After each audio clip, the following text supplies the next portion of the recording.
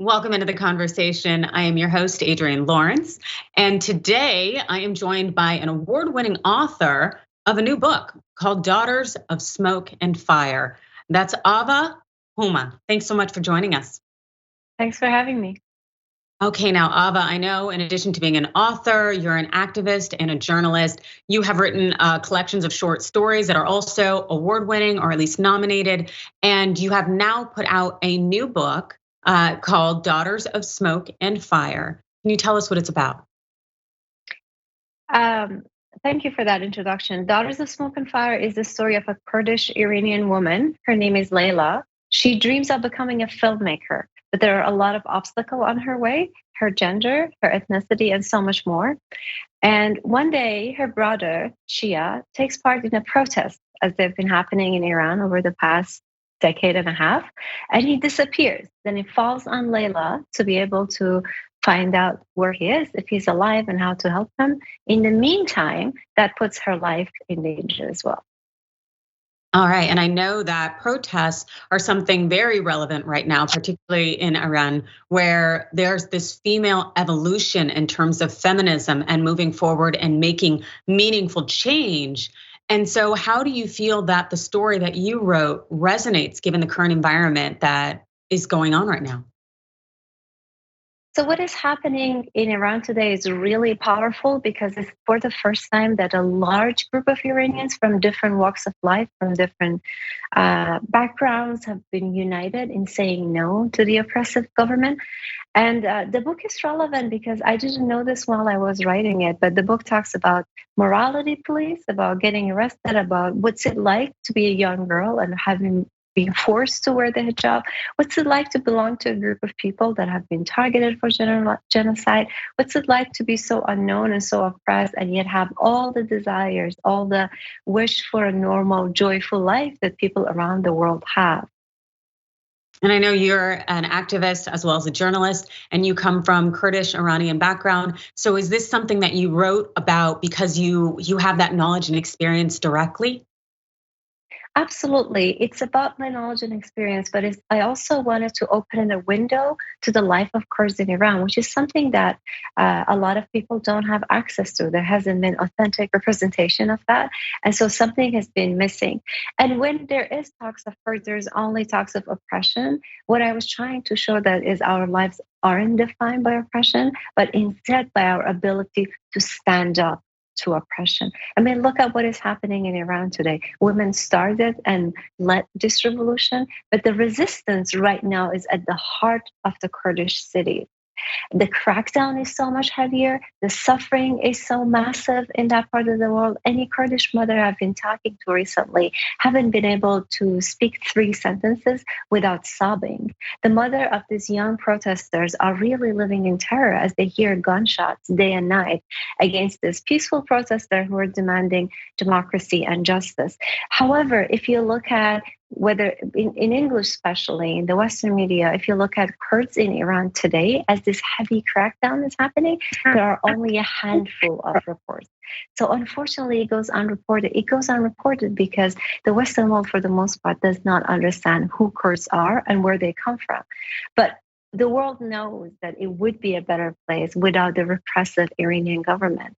And that can be achieved by supporting Kurds, by not allowing this crackdown to kill every brave person who's on the streets today. We've seen videos of convoys of IRGC loaded with troops heading toward Kurdish cities. People hear gunshots. There have been raiding of the homes. There have been hospitals not able to cure protesters. There have been reports of the blood that people donate to the hospitals being stolen by the government, so they allow the protesters to just bleed to death. But people are still resisting, and with them being in the forefront, it's really, really important that the world shows some support, because the only thing that would stop a government like the Iranian government from committing a genocide would be international attention. Yes, and that definitely seems to be something that I've heard a lot about on social media in terms of keeping the messages going, ensuring that what is going on in Iran is something that is not, it's not ignored, that it's not something that can be silenced or just move on to the next, social justice issue that's going on in the world and in society. And so, if you were in a position where you could reach people to connect with them, to let them know about the Kurdish people and the women there who are fighting for change, what would you say to them? I would say that they have been fighting against an extremely repressive, brutal government for, in the case of the Kurds, since its very inception, since 1979. And if you believe that you want to live in a world where there are fewer and fewer dictators, then it's on you to be able to be their voice, to raise your voice, to write to your representative, to make sure you include Kurdish art in your galleries, include Kurdish films in your film festivals, and understand who these people are and why they are so resilient. In Kurdish, we have this saying of "Ber khodan jiana," which means resistance is life, and it's not just something that we say with words. It's really a philosophy of life, right? And we have used that. This is why we have been able to rise out of our own ashes time and again, and look at a world ravaged by division and pandemic and class gaps and all of that. Kurds actually have a lot to teach the world. We know how to be strong. We know how to keep going. We know how to keep our balance again and again in life, despite all the forces that have been working against us. Yeah, and it's beautiful to continue to have that pursuit, to have that resilience, but at the same time too, as I think you've kind of touched on or at least hinted here, is that the Kurdish people have so much to give other than that. And unfortunately, in our Western society, at least the kind of the impression I've gotten is that it's a thought of Kurdish people constantly in struggle, or the thought that there's always war or conflict. And to embrace, as you said, the art, the work, the journalism, Daughters of Smoke and Fire, what you were putting out there, and the beauty of that is so much more that the Western culture also needs to embrace and welcome. Absolutely. You said it all. I can't say it better than that. Thank you.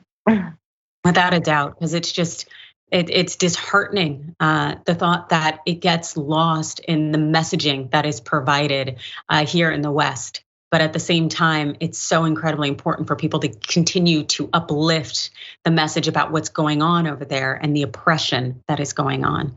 And so go ahead. I just wanted to say that one of the moments of awakening post-pandemic was how illusory our borders are. So the sense of separation that we grew up in is really just nothing beyond a delusion.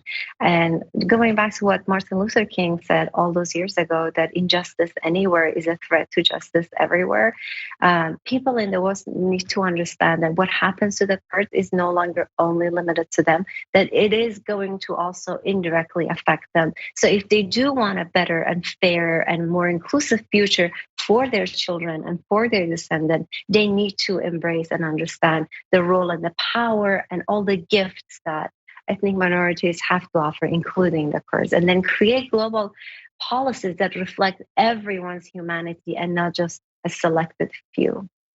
Yes, absolutely. That is something I can get behind and then some. And also, I would love to talk a little bit more in terms of your book, Daughters of Smoke and Fire. How has the reception been so far? It's been remarkable. I am really overwhelmed by all the support that I received, the reviews, the awards that it's been nominated for, the award that it won. He won the Nautilus Book Award, and he was nominated for the William Saroyan International Prize. It has been called one of the best books in a lot of different venues, including the Wall Street Journal and other places. So I'm very grateful for all the love that I have received. That's wonderful. And I know it is much deserved, and that people out there need to go ahead and go out and buy Daughters of Smoke and Fire and learn and uplift the messaging, and as well as in their social media, and whether it's representatives, continue to uplift the message of supporting the women and individuals there in Iran who are fighting for just justice, fighting for freedom, fighting to be able to live such that they are free of oppression. Is there anything else you would want to note or add that people should do? So what media has offered has been just a slice of life for what it's like to be in Iran and to be a woman and to be Kurdish and to be young. But if people would like a literary representation of what's on the news, then Daughter of Smoke and Fire would be one of the good choices out there to offer depth and offer nuance and offer what's missing from media for the most part. That's fantastic. Yes, Daughters of Smoke and Fire. Definitely check it out. I'm sure it's available everywhere books are sold, and you would be all the better for reading it. And I know we only have about a minute or so left, so I have to ask, as someone who has won so many awards with her writing and your journalism as well, what's next for you? Well, I recently completed a second novel. My agent is trying to shop around, so hopefully I will be able to send that out into the world as well. That's another also untold story of Yazidis and the price that people pay when they're not known in the world, and how by just getting to know each other, we get to change so much. It's another story of resilience, of not allowing obstacles to defeat you, but instead use them to be stronger and uh, just to be more resourceful. You know, people look at pain and suffering, and they all they want to do is to not only avoid the suffering, but also stay away from people who are suffering. The truth is, people who know grief deeply, they also have a depth of soul that is really rare and is very valuable in the world we live in. So do not be afraid to get out of your comfort zone and see what the rest of the world has to offer you, because that's how we grow. That's how we become strong. And that's how we understand our connection on a deeper level. Absolutely. Thank you so much for joining us. That's Ava Homa, the author of Daughters of Smoke and Fire. Thank you so much for joining us, Ava. It was a pleasure, Adrian. Thanks.